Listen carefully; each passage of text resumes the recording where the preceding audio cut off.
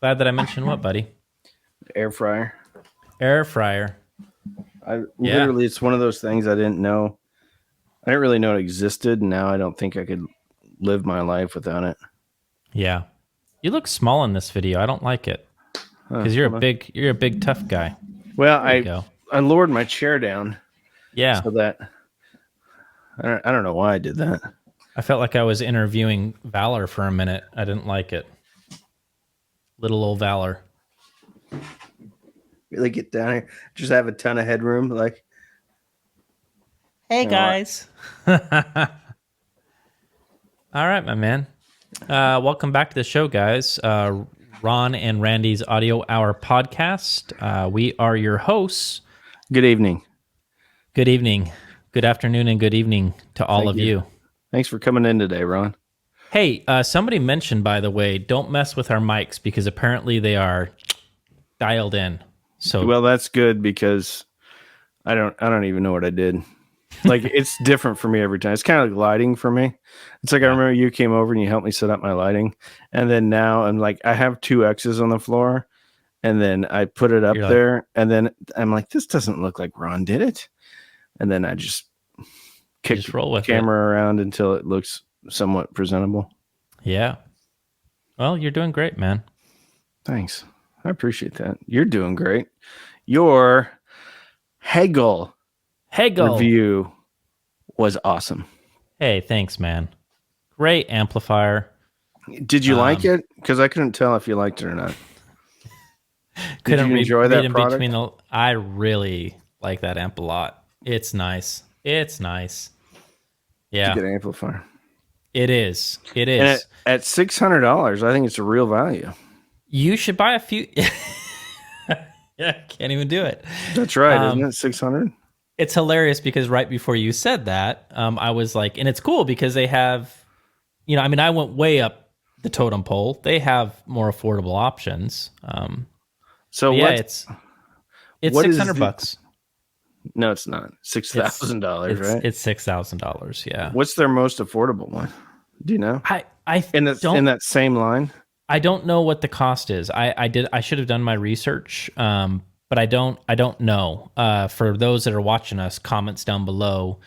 Any Hegel users out there, Hegel, what do you have and what did you pay for it? I think they. How much money do you make each year? How much? What is your credit score? Yeah. Will you co-sign a car loan for me?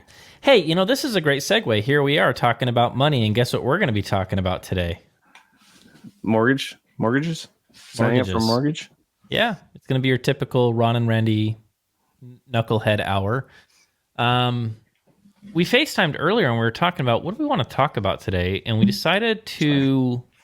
Oh, you're fine. We decided to open the doors of talking about YouTube, making money on YouTube, what that looks like in the realm of reviews and what we do, and try to answer a lot of the questions, see if we can clarify some things ranging from, should we even be compensated to how are we compensated? What does monetization look like? And how does that work when we upload videos? Talk a little bit about FTC guidelines, regulations, sponsorships, and Amazon affiliates, things like that. So that's today's topic. How do we make money, and should we make money? Yeah. Should you? Yeah. Sure. Should we make money? Yeah. But there's and I have seen it either through implication or someone just overtly saying it, that I'm not going to paint with complete broad strokes here. Some people don't think that YouTubers should make any money. Yeah. Like this should all be free. And I think I remember somebody made a snarky comment about Zeos's house, how his house was too big, that all that YouTube money is just, he's buying a mansion and he's living the life. Yeah. What do you think? He's popular. He's got over 200,000 subscribers. Should there be a Yeah. cap on his income? Or it's almost like should we live like what is the number that YouTubers can make before it offends people? Yeah, right. Right.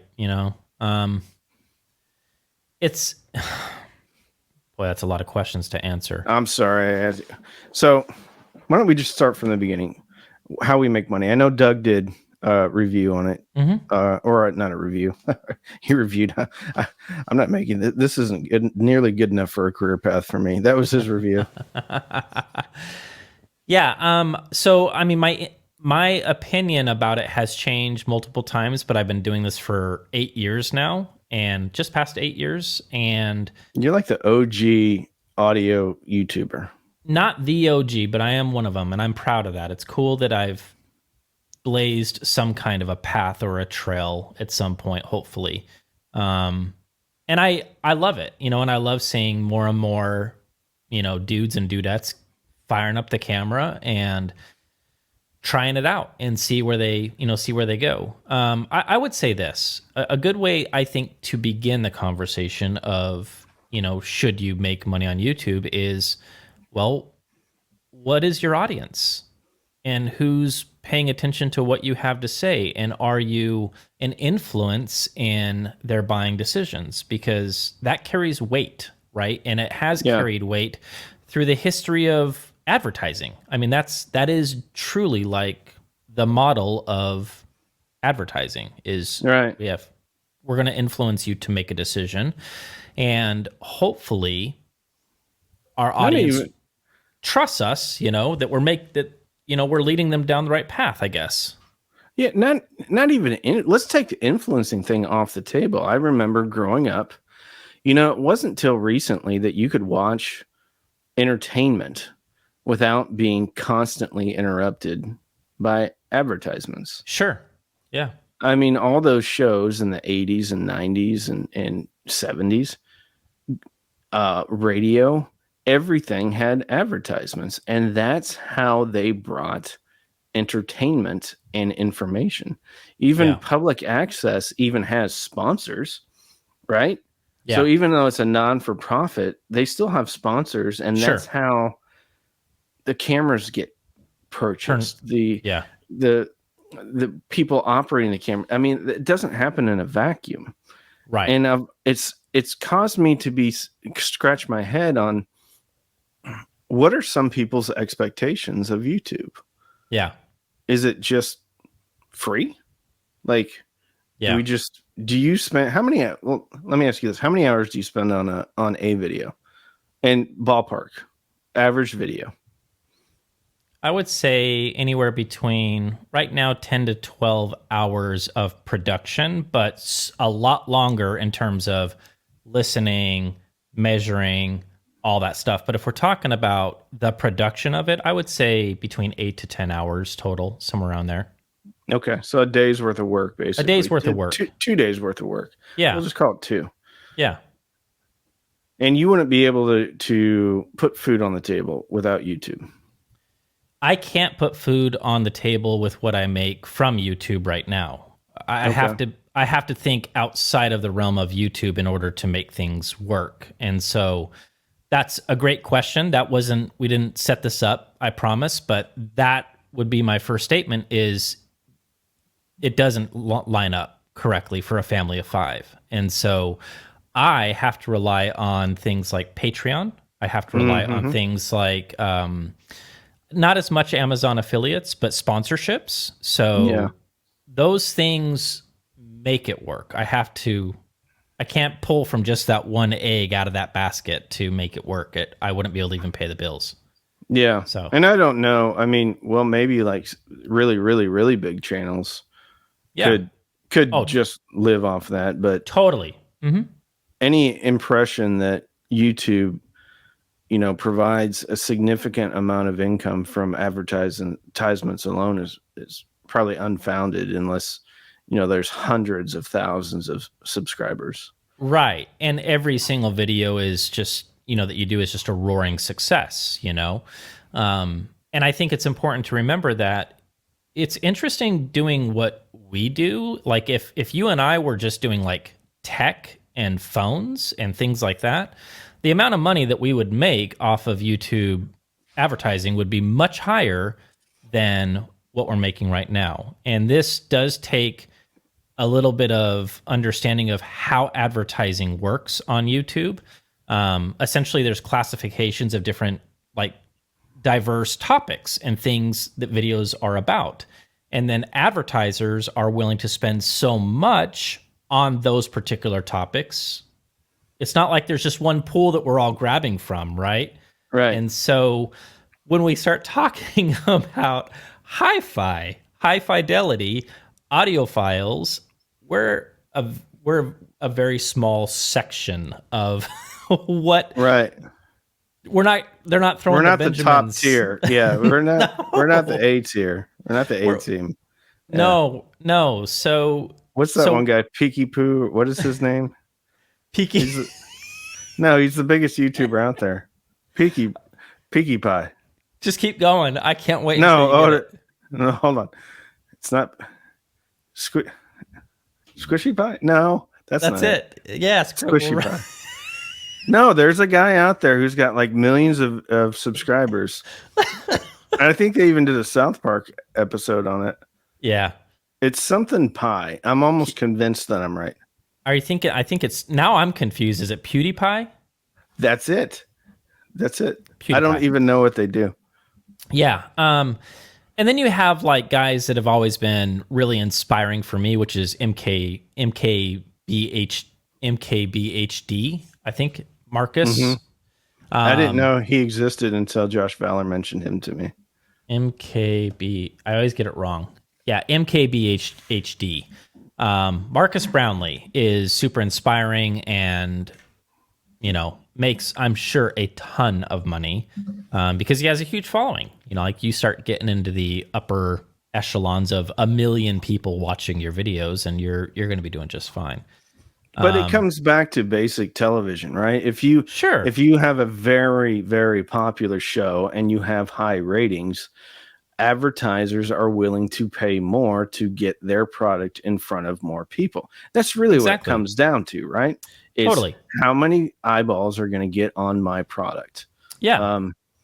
And with ours, I guess it kind of, there's a bit of a fork in the road because we are talking about such specific topics that in essence, we do fall into that influencer category where if people, trust us and we say, hey, we like this product for these reasons. Yeah. Then there's some benefit there because I don't know if that MKBHD. There you go.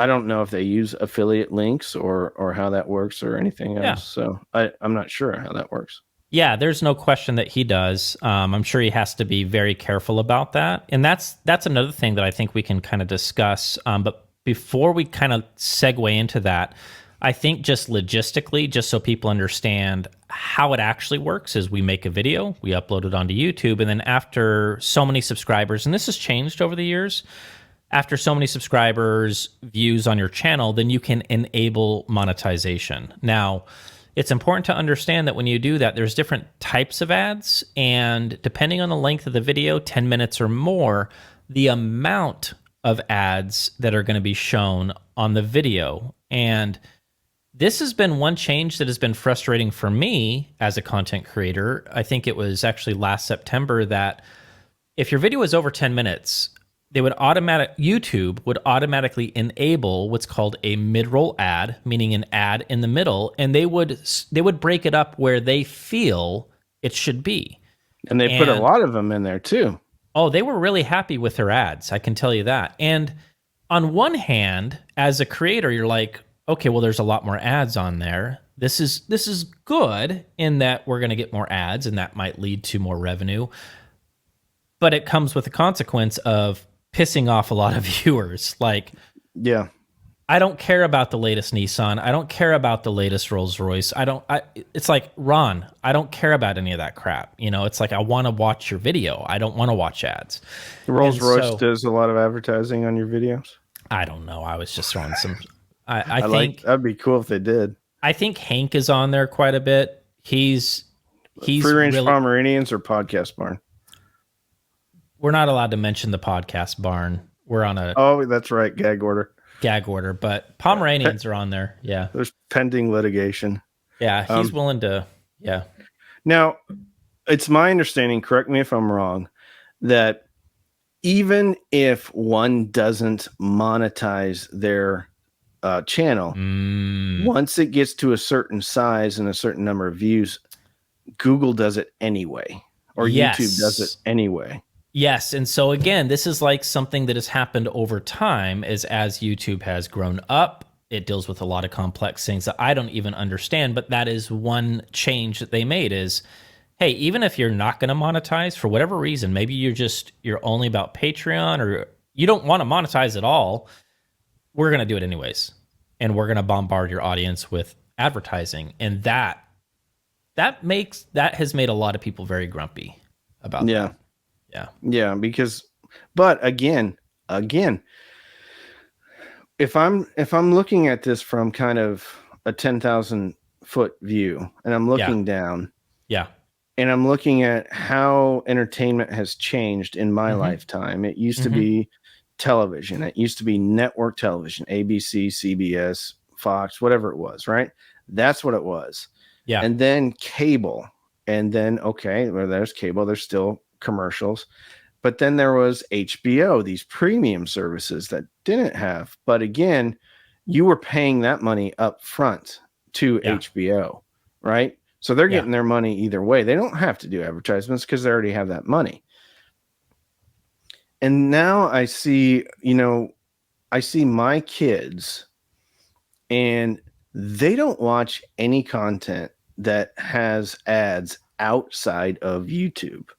So they're either watching Netflix, but again, we pay that up front, right? So Netflix is getting their money. That's how they can provide that content. Yeah. And then they watch YouTube. And YouTube, there is ads. But the way that people have consumed entertainment has dramatically changed in my lifetime. Yeah. And to think that advertisers, if no one's watching network TV anymore, those advertisers still need to get their products in front of people. So now that I would assume that a lot of those funds have been diverted over to YouTube at this point because more people are watching YouTube. Yeah. Yep. Yeah. No, I'm picking up what you're putting down, man. I completely agree with you. I feel like I'm stupid. After I've talked for like 30 seconds or more, I feel like everything that comes out of my mouth after that is dumb. No, I disagree. Here. I disagree. I think it's in my head. So backing up to something that you said earlier that is really important to just talk about is, so as YouTube has grown up and monetization has become like a thing to the point where people can make a living on YouTube, there are guidelines. There's FTC guidelines that have been put in place to, I guess, be like a checks and balances, if you will, of like, let's make sure that we're at least establishing some kind of ethic for all content creators that they all should be following. Mm-hmm. And like with Marcus Brownlee, MKBHD, if he did not follow those rules with a channel like his, I'm sure that the consequences would be severe. It would be a very big deal in that, in the event where he was, maybe doing like a sponsored video by, like, literally he's done sponsored videos by like Chrysler, like big companies with a lot of money. And he did not disclose or click a little slider that we all have to click in terms of this is sponsored, or there's been some kind of an arrangement made. And we're going to talk about this in a minute because it's really important that you guys understand this in our world of hi-fi. If he had not clicked on that and he just pretended like, oh no, nothing happened here. He's driving around his awesome tricked out Pacifica, and there's like zoom ins of like the Chrysler symbol, and he's like, "Hey, honey, I sure do love this Pacifica because of the cup holders." And then like And then people would be like, man, that Pacifica looks pretty nice. But Yeah. if he didn't tell everybody, you know what, Chrysler paid me a little bit of money. Right. Right. And so YouTube has a function in there that we have to click on anytime that the video is sponsored. And here's the part that I want to establish, because there's a lot, guys, there's a lot of folks out there that don't do this. If there has been any conversation at all with you and the manufacturer that you are being compensated in any fashion at all, it doesn't matter what it is. I had to click it for my last video, for today's video. There you go.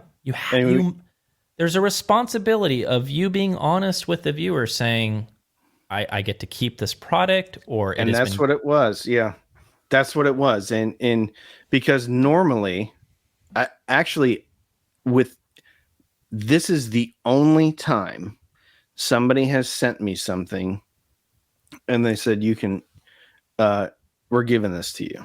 Yeah. And it was on the Stark Sound sub. Yeah. And I did. Now, they didn't say, you need to give me a great review. They just said, we're sending this to you and you can keep it. Yeah. Okay.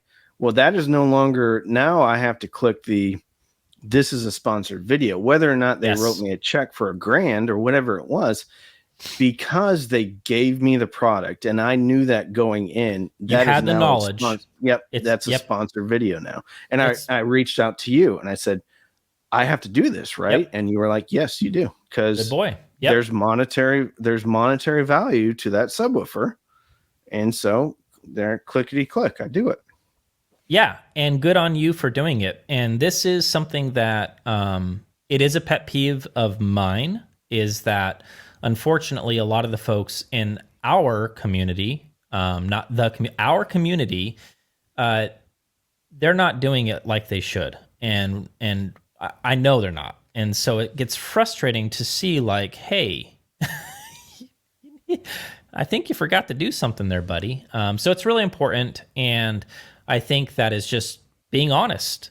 And I would say as a segue, and I haven't watched your video on that sub, but even when that happens, like some of my videos recently have been sponsored, right? And we're going to talk about the way that I do sponsorships. Does that mean that now it's just an advertisement? You know, he's not even going to say anything honest about, its performance. And I don't feel that way. I think that there might be some creators out there that would have a hard time, right, being honest. But I don't think that we can make the blanket statement that just because it is sponsored, or just because, like your arrangement happened, that now Randy is not going to critique or criticize anything that comes up in that video that he's like, you should know this, or you should know, or I didn't love this, or I didn't love that. I don't feel that way at all. I think that we need to be fair, that you can still be honest, Yeah. Well, I wish they never would have said it to begin with. Like I don't want to keep the products.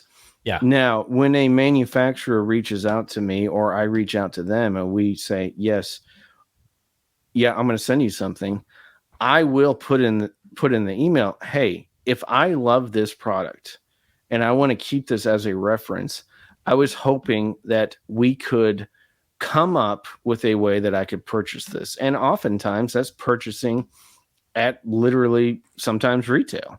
Yeah. Sometimes there's a bit of a discount because they've already sent it out. It's used, it's not like they're going to be able to resell this as new stock or what have you. But I've always kind of put in there, to the point where sometimes I've gotten emails and they're like, what are your conditions? I'm like, I don't have any conditions. My condition is, if I love it and I want to use it as a reference, that you let me buy it from you. Yeah. And sure. that's always worked out for me. And I've done that with SVS. I've bought actually 2 products from SVS I've purchased simply because I thought they are reference level products. And it's something that I wanted to have here to compare the things to. Totally. But you better believe that there was a PayPal invoice that was sent out to me for that. Yeah. Right. Yeah. So that's great. And, I think again, it's just a matter of, being honest, being transparent to your viewers, letting them know this particular video there's something that has happened that you need to be aware of. And then There is also outside of YouTube, clicking that little slider, there is the FTC. So this is now outside of the universe of YouTube, and the FTC does have particular guidelines that take the functionality of what YouTube has already given to us, and they are now saying, and on top of that, right? We're going to share some other thoughts. So we're going to give you more stuff to consider as guidelines that you should be practicing. And like as an example, one of those would be maybe it's not a sponsored video, right? Maybe it wasn't sponsored, but in one way or another, you're working with that company or you're doing things with that company, or there's something going on that isn't about this particular product, but there are things going on in the background. You must disclose it. You must bring that up. You must talk about it. So that would be another example. Amazon affiliates is another example. Is the FTC says if that particular product is going to be actually any kind of commission-based link is going to be provided, you should, as a guideline, mention that to your audience that, hey, any of these links down below where you can buy this product, it is a commission-based link. It doesn't cost any more for you to do it, but I do get some kind of, monetary gain if you click on the link. So these are guidelines that, and I'll even, there have been some videos where I'll forget something like that, like an Amazon link, like I forgot to mention that, and it's just, you just forget. I have it, and like I just copy and paste what I call my notes master. Yeah, and in there it says, sure, any of these links or most of the links are affiliate links, and if you click put it in the description. Blah, blah, blah. Yeah, right. Mm-hmm. Yep. And I say it. I pretty much say it at the end of every video that I can remember. But this is all stuff I've learned from, guys like you. That blazed this path before me. I didn't really know. Yeah. I mean, I knew if someone's cutting me a check, I needed to say, hey, this is you got to say promotion. Yeah. And when someone's giving you something up front, then that's pretty much like cutting you a check. So obviously that's, paid promotion. I just wish, because even though I say, hey, this isn't going to affect my opinion, it's in there, right? There's something in the back. Yeah, we're human, so there's right? something in the back of my head that is like, okay, this could be affect. That's why I like to go into it with the thought process, this is getting boxed up and going back, because this is not, and I say that like the kids are always touching it. I'm like, guys, don't mess with that. That's not mine. Yeah. That is not my product. And I just feel personally, and maybe it does, maybe it does not affect my overall opinion, but I'd rather have it not be an issue up front so that I know it's not affecting my opinion than having it and being like, okay, am I being fair? Am I being too fair? Am I being too nice? Yeah. I don't know. That's what I struggle with personally. And it's not really a struggle. I'd just rather them take it back. Like, okay, send me. That's great. I really appreciate you sending this to me. Yeah. I'm sending it back. Yeah. And not everybody that sends me equipment gets a great review. And I love iFi. I think it's a great company and they make absolutely great products. Yeah. For me, their streamer was a head scratcher. I did not see the value. Yeah. So I gave my point of view on their product and it went back. Yeah. Just like all the iFi products. There's not one iFi product that I've ever had or they've ever given me. I think that this is a good point. Something that we should mention as well is there's also, I think, like a misconception about products being given away to YouTubers. Like I think that a lot of folks might think like, Randy, he's just given all this stuff and he doesn't have to send it back. It's just not true. I mean, there are going to be some situations where after the review is complete, there's been no conversation about what's going to happen. You reach out to the company. Here's the link, Please let me know how to get the product back to you. And there are going to be times where they're like, we don't need it back. Feel free to use it, sell it, give it to your patrons, whatever you want to do. that does happen, but by and large, even in Randy's universe where he's a cheap audio man, just because it's affordable, just because it's something that isn't going to break the bank, it doesn't mean that he gets to keep all the stuff. So Yeah. I wanted to mention that because I know that is the way that it works, and I've done cheap stuff over in the past where it's like, don't think that Randy's like shelling everything off on eBay as soon as he's done reviewing it, making a ton of money on all this stuff. That's just not true. It's And do you know not. what I do if they do let me keep it? If I don't use it for reference, I give it to patrons. There you go. That's Because awesome. but that's me personally. Yeah, I don't like, in my head, this was given to me. yeah, So I can, and I am a true believer in karma and putting, making deposits, good things sure, into the universe. I want to put good things out in the universe, yeah, but I give it away. So if somebody gives me something, there have been a few of my patrons that have, gotten products. yeah. And the That's only really thing I cool of ask, you. well, and the only thing I ask of them is if you don't need it or if you don't want it, pay it forward.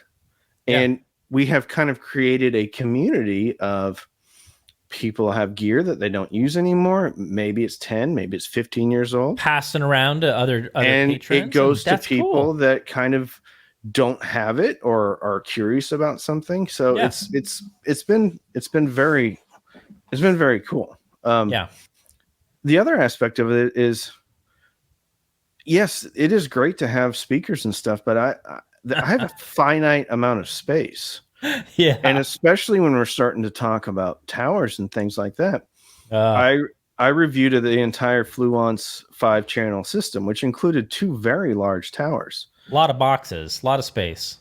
And um, I sent them back, and I wanted them back. And when you really start to peel that onion back, you're like, okay, how much did it cost to ship those 2 large towers to me? Yeah, yeah, How much did it cost to ship those 2 towers back? yeah. What are they going to do with them now that they're Right, used? right. But so even in the lower tier, lower cost segment that I concentrate on, not for a minute should someone believe that, okay, this is just shipped off there and they don't want it back anymore, because that is not the case at all. Yeah, Um, and they're losing money on that thing when they're spending all that time shipping. Then someone's going to have to open that up, inspect it.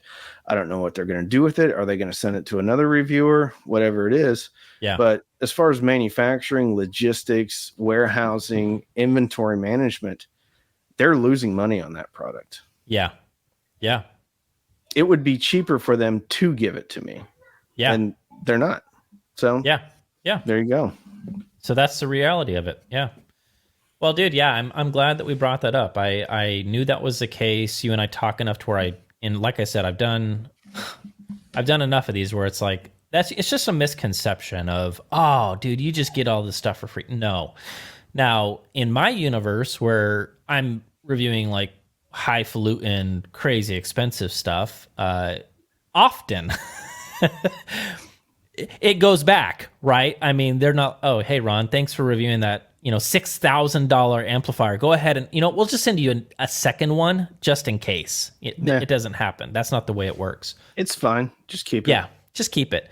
Now, I do want to talk about something that anybody that has watched my channel or viewed my channel for a while, they might be scratching their head saying, well, now hold on a second, Ron. You reviewed that Harmony turntable and you still have it. So what's going on? Like, tell us the truth. That's a great example. When I finished that video, which was supposed to be done in a short period of time before we moved, when I packed it up and I sent the email to John saying, review is done, table is ready to get going, he called me and he's like, I didn't expect to get like the level of production. Like I thought maybe you would talk about the table a little bit, but he was really blown away. He's like, that was incredible. But at the same time, he was like, I don't know if you had really enough time to really explore this table. Do you want to hang on to the table for as long as you want? I'm not giving it to you, right?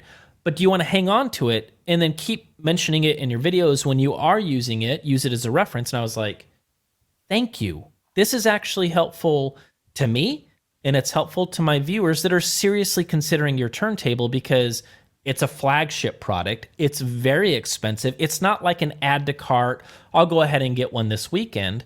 Yeah. And so having a long-term type loan is a smart move for the manufacturer in my universe of these kind of higher price ticketed items, where it's like, let me live with this thing and spend some real time with it.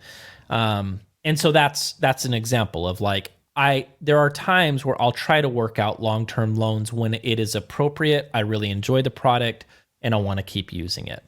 Yeah. And it's same holds true for the lower tier, but I actually think more companies should do that. Yeah. Because it's smart. Trust me, it's smart if they do that. Because here's the deal, like I'll just use iFi as an example again. iFi is a very good company. iFi is very clear about products coming in and products going out. And the iFi Zen DAC is, to me, one of the best values in hi-fi from a DAC and a headphone amp perspective. Yeah. To me, it sounds brilliant, and it really is unrivaled at its price point in my experience. However, if something new were to come in that is around the same price point, that has the same feature set, I would think if I was running a company, or if I was in charge of whatever it is, I would want that YouTuber to hold on to that. Yeah. To not only mention it again, if I'm looking at this purely from a dollars and cents standpoint, yeah, purely from a mention, okay, we're going to continue to keep that name of this product and the name of our company, in the zeitgeist, front and center. Okay, sorry. I would think they'd want to leave it here for a while, right? And then be like, okay, hey, our new generation came out. Send us the old one. We'll send you the new one in for a review. Or we'll send you the new one, compare the two, and then send the old one back. Yeah. Yeah. And so now it's something like an iFi Zen, which is this big, perfect. Yeah. Could I do that with tower speakers? No, not at all. So I think some companies, some larger companies that have a very corporate structure, are missing the boat when it comes to that. They are. Where they should probably leave it here for a while. Even if they're looking at this from purely an advertisement perspective, they should leave it with us simply so that we're mentioning it more often and that we use it more often. It's totally true. There's no question about it. I mean, even John called me the other day and he's like, I'm glad that we did this, because I'm still getting, it might not be a direct sale, but I'm still getting attention. I'm still getting people saying, hey, I watched that video with Ron and the turntable, or I saw his latest video where he mentioned it again. I'm curious. I want to ask some questions now. So like, let's start engaging. And it's like, it makes total sense. Yeah, for sure. Yeah. Well, it's interesting. Yeah. The preconceived ideas, A, that we're rolling in money. No. Yeah. B, that we're just giving stuff and then we go into the back alley and we have our hi-fi shop in the back. Yeah. It's just not true. Yeah. It's not the way that it works. It never has been that way for me. In all the years that I've been doing this, there's never been even when I was hitting my stride and doing a lot of it, never was it like that ever. And it still isn't to this day. And so, I mentioned this earlier, but like the way that I do sponsorships, and I'm very careful about it, is a sponsorship essentially is a company, any company, will use Safe and Sound as a great example. They are a retail shop, online store that they love what I do. That this was the beginning of our conversations. Is like, we love what you're doing, man. We think you offer great content. We like your personality. We like the way that you say things. We want to partner up with New Record Day and we want to sponsor you. We want you to do like an ad spot talking about Safe and Sound in the event where you are reviewing a product that can be purchased through Safe and Sound. And so that is now me giving them a minute of the video of saying, we're going to talk about Safe and Sound. And if you decide to buy this, you can buy it from Safe and Sound. It is an option, right? That's one of your options, yeah. it's one of your many options. And I'm very careful about whenever I talk about like sponsored places like Safe and Sound is I make it clear to say like, you can get this at a lot of different places, but here is the reason why you might want to consider Safe and Sound. And I go into lifetime technical support, which I think is actually pretty badass. Like anything that you buy from them, it's just always technical support. You call them, you have a question about this isn't working, they'll talk to you on the phone and like help you figure it out. I think that's cool. So that's that. And so anytime that I do that, I have to click the little sponsored icon. I have to mention it, of course, that it is a sponsored video. And another place where I have to be careful with it is like I often do some for audio art. So that is Rob from Audio Art Cable. I consider him a good friend at this point. Like I've known him for so long that he's just always been a fan of New Record Day from the very beginning. Like when I didn't have a clue what the hell I was doing. He's just always believed in what I do. And now he's at a point where he's like, dude, I want to sponsor you. Like I want you to do an advertising spot about audio art in there. So in those types of videos, even if he supplied the cables for the review, I told him, I won't be talking about your cables like unicorns. It blew my... No, I will mention that you supplied the cables, and I mention that this is where you can go to get those cables if you're interested, and then that's that. Like, hands off. I'm not going to sit there and, talk about, how transformative his cables were or are. I'm not even going to talk about it. And so, again, I think that's just riding that line of ethics of you're now paying to be a sponsor. That's great. That's awesome. It helps us put food on the table. But just know that I don't feel comfortable then rewarding you outside of just the realm of just mentioning you supplied the cables, you're a sponsor, and that's it. We're done. Yeah. I think if I ever go along that route, I will probably, okay, I'll for sure do that, do a little commercial for you, but it's not going to be on any of your products. It's going to be on, when I review something else. Smart. Do you ever? Yeah. Sure. Do you ever have to do anything with like product placement? You can answer that as I take this drink of this delicious Coca-Cola Zero. We're going to find out. We'll see if this gets flagged. I don't know. I mean, I don't know if Coca-Cola puts in a lot of hours. Yeah. Watch Ron and Randy's Audio Hour podcast. I don't know if they're just they're probably having a boardroom meeting about it right now. Yeah. Coke just backed up the truck and just dropped off a whole bunch of money into my driveway.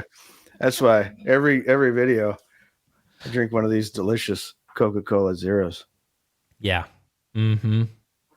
Just kidding. I like Coke. I do too. I love Coke. It makes me so happy.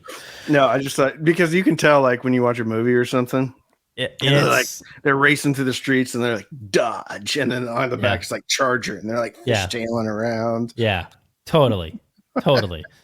Yeah, like when Transformers came out, man, it was like just one big Chevy advertisement. GM, was GM, they were all over it, man. So, yeah. So that, right? I mean, that's everything that I got. Like, I don't have anything else, man. Yeah, well, I mean, do you want to talk about like the different funnels of where money comes from? I know Doug talked about that a little bit, and you've kind of touched on it a bit. Yeah. So like if I do a sponsorship, then the way that I do sponsorships is I have a set amount.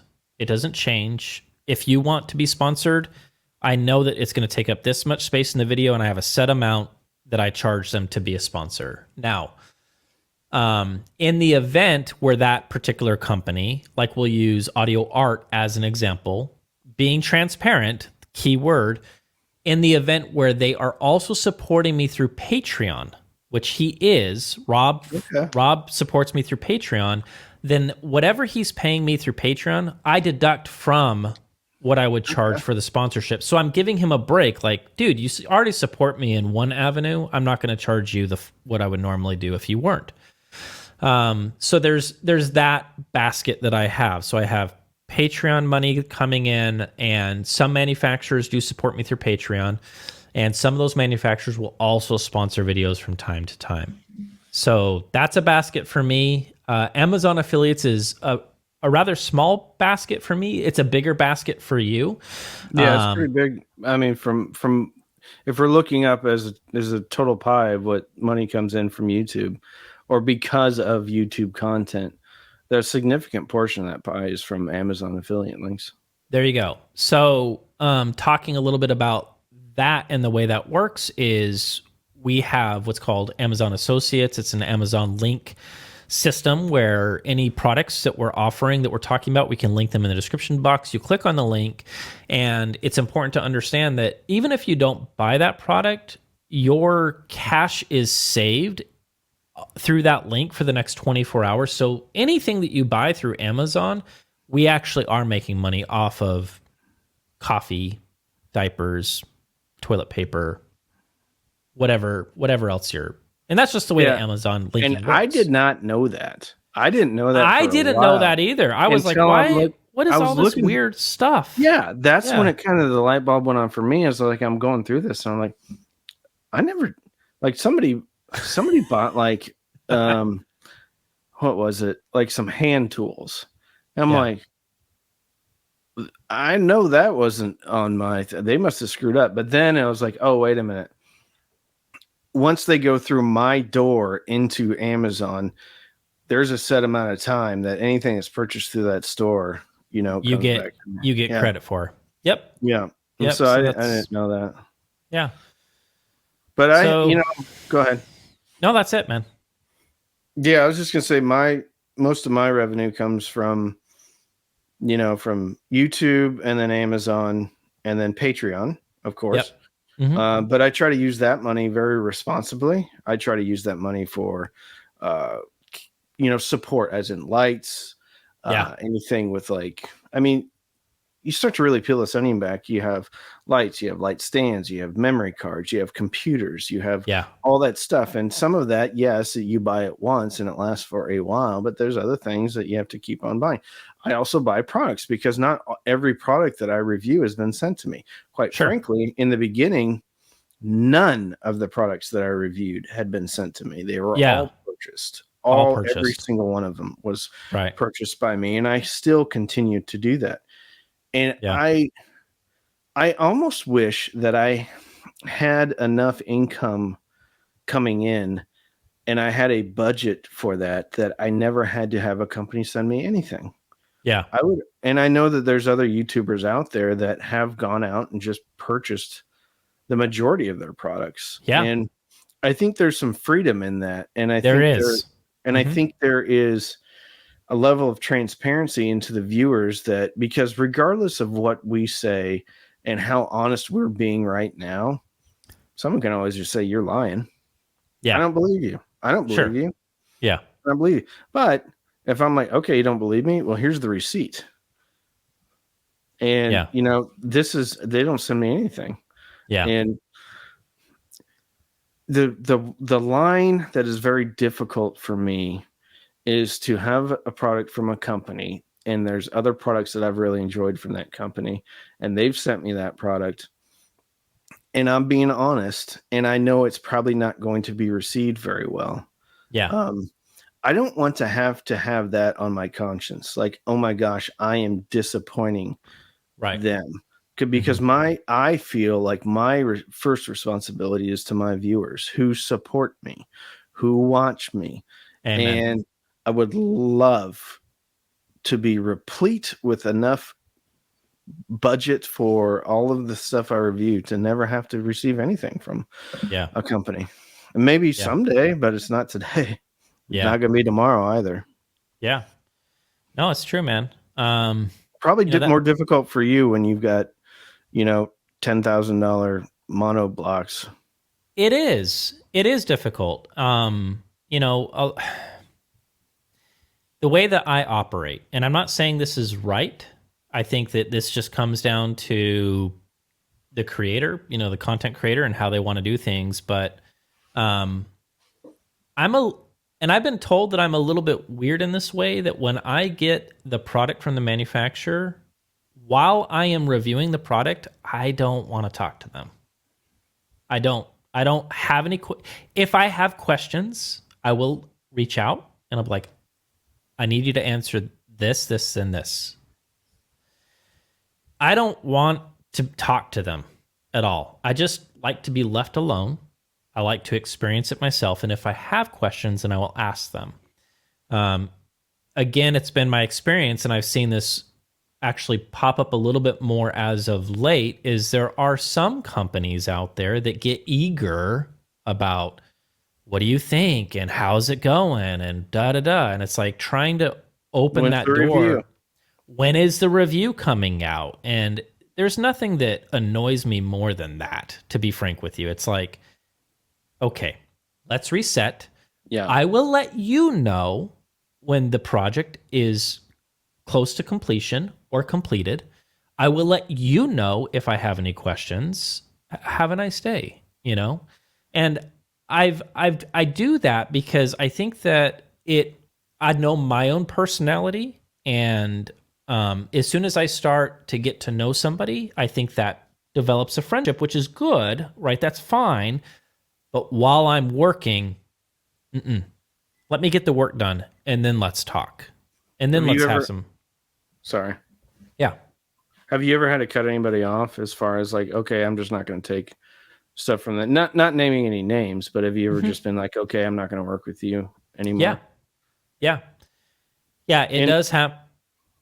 Go ahead, Sorry. dude. I'm It's okay, sorry. man. I feel like I'm talking to my dad. Like No. every time, and then I interrupt me. No, you're fine, dude. Yeah. It has happened. It does happen, and it's unfortunate when it happens. And it's even more unfortunate, and this is the consequence to me making this decision of I don't necessarily want to talk.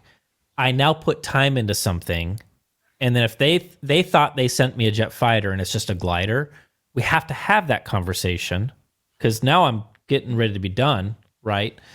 And we have to have that conversation, and then we decide, well, where do we go from here? What do we want to do? You know, do we continue to move forward? Because if we continue to move forward, this is what you can and should expect, right? Yeah. And if not, then that's fine. You know, are we pulling the plug on this project at this point? You know, Yeah. and Yeah. and I take that so seriously. It is the hardest of all of the things that I do as of late. That's number one, because I feel as if I'm kind of letting the viewers down if I don't tell them something, right? If it has to go back and it's just silence, if it's just crickets, it bothers me. That keeps me up at night. So, I don't know, man. I've only sent back a couple of things without reviewing them. Yeah. But one of the experiences I've had, and it was just recently, and I know I've talked to you about it, is almost feeling like they expect, like I'm their marketing team. Yeah. Right. And that, like, that really took me back. And it was like, I didn't know how to handle it because I haven't been doing this as long as you. I don't have the experience. Yeah. And I'm like, am I feeling this? Is what I'm feeling legitimate? Because just because I'm feeling it doesn't mean it's true. I'm like, because it was a company, then they wanted me, oh, hey, this is going on, you know, can you share this out on your socials? And I'm like, okay, well, and I had to think about that. I'm like, I feel kind of used. Yeah. Okay. I put a lot of time and a lot of effort into my channel. So I've put all this effort in, and like, you just, okay, well, sure. But I just feel like, and I don't know what's going through their head. I don't know what their expectation is. Yeah. The only thing I know is how I felt was, I want to use your viewers, your subscriber base, your influence to share out something for me. Yeah. And there's no quid pro quo. I'm not getting anything. It's almost just like, hey, share this out. And that's always been a head scratcher for me, is because like, okay, well, what am I their marketing team? Do they just expect because they sent me something that I'm returning to them? Yeah. That they should just get, I don't know. It rubbed me the wrong way, obviously. Yeah. And it should. That would, quite frankly, piss me off. I don't put up with that at all. Not even an ounce anymore. It's like when I finish the project, I make it clear. Here's the link. And then I put it on them. It's like, here's what I would recommend that you do with this video. I would recommend that you put it on your Facebook page. I'd recommend that you put it on your social media outlets, and let me know if you have any other questions. Like, we're done. Like, I'm not. And then what I decide to do, I'm in control of it. If I want to put it on Instagram or if I want to talk, then that's up to me. That's my choice, you know? Yeah. Hi, Natty. Hey, Natty. Hello. Yeah, so it's kind of weird. I mean, I didn't know what to think either. Yeah. I know. I don't know if I'll ever get to the point where someone will ask me to do sponsorships as far as like mentions, like Safe and Sound or something like that. Yeah. I don't know. It's different. So I've never had to deal with that. So it's Yeah. it's pretty cool. It's just nice having you as a friend. And I'm not saying this. It's just very nice to have you as a friend and really as a mentor. It's just pretty cool. You know, you've been there, you've done it. You're a veteran. You've fought. You've been in the wars. We'll share our war stories at some point. With your broadsword. Yeah. Well, I appreciate that. I mean, it means a lot to me. And look, you know, it hasn't been easy. There can only be one new record day. No. I wouldn't even be able to lift up a broadsword, let's be honest. I wouldn't even. Yeah, I'd fall right over. Sarah, take that to what's mommy. that? Is that a little aloe? No, it's like, looks like pesto, what I can tell. Yeah, no, I mean, dude, it hasn't Pesto always. Toothpaste? Yeah, a little pesto toothpaste. Ron, you got something in your teeth. It's my new pesto toothpaste.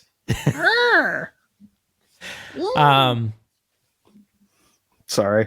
I forget what I was going to say. No, thank you. I feel the same way. Look, and I never want to I never want to take the position of, you know, like high and mighty or anything like that, because I've made a lot of mistakes. Like, and I'm the first to admit it. Like, if I've made a mistake over the past, it's like, that was not the right choice to make. And I was still figuring things out. And I think that that's just part of growth. It's part of being human is, you know, you learn. Like, you learn what happens when things start going very south with a manufacturer. You learn how that can go, which direction that can go, and then you learn, I ain't gonna make that mistake ever again. Like, you see the red flags, you see the signs of like, this is not gonna end up well, and so, you know, you learn from it. Yeah, not everybody does everything perfect the first time. It's true. Yeah, it's true. Yeah. Yeah. Anything else? That's all I got, man. That's all I got for today's conversation. I thought that would last like 10 minutes and it lasted an hour. Yeah. Well, I mean, it's a big topic. So, you know, I would say, viewers, what are your thoughts about, you know, what we discussed? What do you think about, you know, making money on YouTube and ethics? And, you know, as our viewers, what would you ask of us? Are we not doing things that you would want us to do? You know, do you feel like, you know, we are being fair and we're being ethical in our deliveries? Is there room for improvement? Comments down below. We're happy to answer any questions. So, yeah, whether or not anybody wants to admit it, I mean, this is where people get entertained and watch stuff. A lot of it, and advertisers are going to take advantage of that, whether or not we agree with it or even want it. They're still gonna put ads in it. Come here, Natty. Come here. I'm gonna let Natty take us out because she's just way too adorable today. Hey, Natty. What do you say, Natty? Who's that? Hi. She's looking over at something else. Oh, you're stinky. Oh boy. Yay. All right, man. Well, guys, thank you so much. This podcast is available on all the major podcast platforms. That's going to be Spotify, Google Podcast, Apple Podcasts. Links are provided down below. And hope you enjoyed this episode. We'll see you guys in the next video. Next week. Yeah. Sometime.